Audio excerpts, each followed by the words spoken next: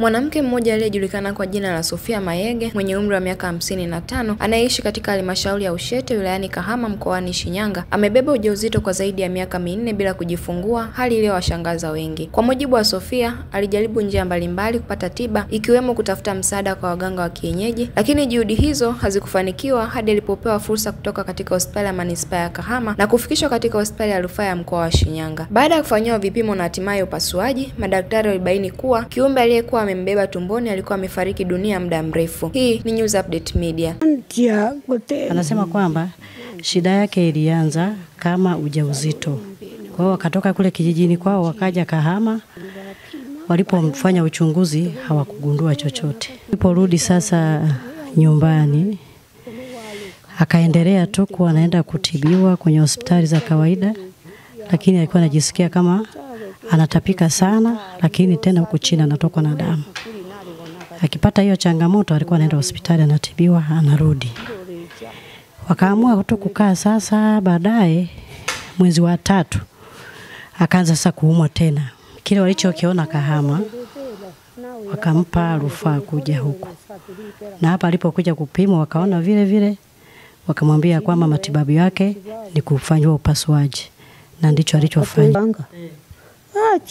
Kwamba ni kweli alishawahi kwenda kwa waganga wa kienyeji. Lakini yule mganga wake anasema kwamba hakuona chochote, alikuwa anampa tu dawa za kutumia.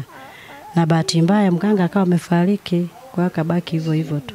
Alikuwa na hali mbaya sana. Walipomfanyia upasuaji wakalitoa lile likiumbe mle ndani, akajisikia vizuri.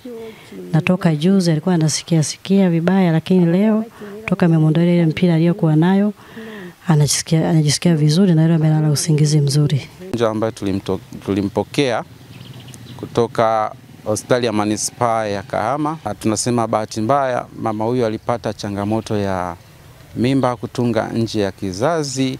Kufanya uchunguzi ambayo ilikuwa ni zaidi ya miaka 3 iliyopita, miaka 3 au 4 iliyopita. Lakini kadiri ya x-ray iliyofanyika ilionekana kwamba mimba ile imetunga nje ya tumbo la kizazi na sio kwenye mirija, iko kwenye tumbo la kawaida, tumbo hili ambalo tunalijiwa wote. Kuja kwetu na historia ya tumbo kujaa ambalo lilikuwa linaongezeka kadiri muda unavyoenda, na anasema kwa miezi miwili ya kwanza alikuwa anasikia mapigo ya moyo ya mtoto kama kawaida, lakini baada ya hapo hakuweza kusikia mapigo ya moyo. Kwa hiyo amekaa na hilo tumbo ambalo limeongezeka na kukua ukubwa kwa muda wa miaka 3. Tulirudia kufanya ultrasound na tulifanya x-ray ambazo zote zilionyesha kwamba kuna uwezekano mkubwa huyu mama akawa na ujauzito ambao umetunga nje ya tumbo la kizazi. Tulipofika kwetu tukamfanyia vipimo, tukarudia x-ray, tukarudia ultrasound na zote zikaonyesha kwamba amepata kitu tunaita abdominal pregnancy.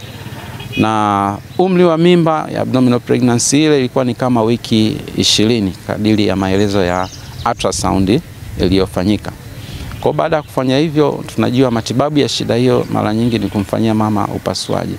Kwa tulienda kufanya extraparietal laparotomy tunaita, tulifungua, lakini baada ya kufungua tukakuta kwamba mimba ile ilikuwa imetungwa kwenye yai la kuria au na kitaalamu tunaita ovarian ectopic pregnancy.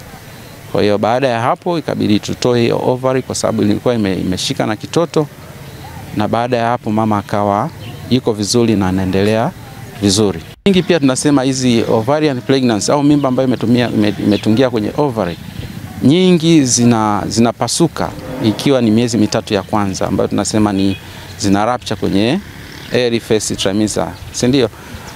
Mara chache sasa sana zinaweza kwenda kwenye second trimester au kwenye third trimester. Kwa hiyo kwa mgonjwa wetu ni tunashangaa, ni kitu ambacho ni rare. Nasema ni asilimia chache, asilimia kama 3 au asilimia 4 zinaweza zika mimba kwenye ovary ikakua ikafikia hadi umri wa kufanya nini, wa kujifungua.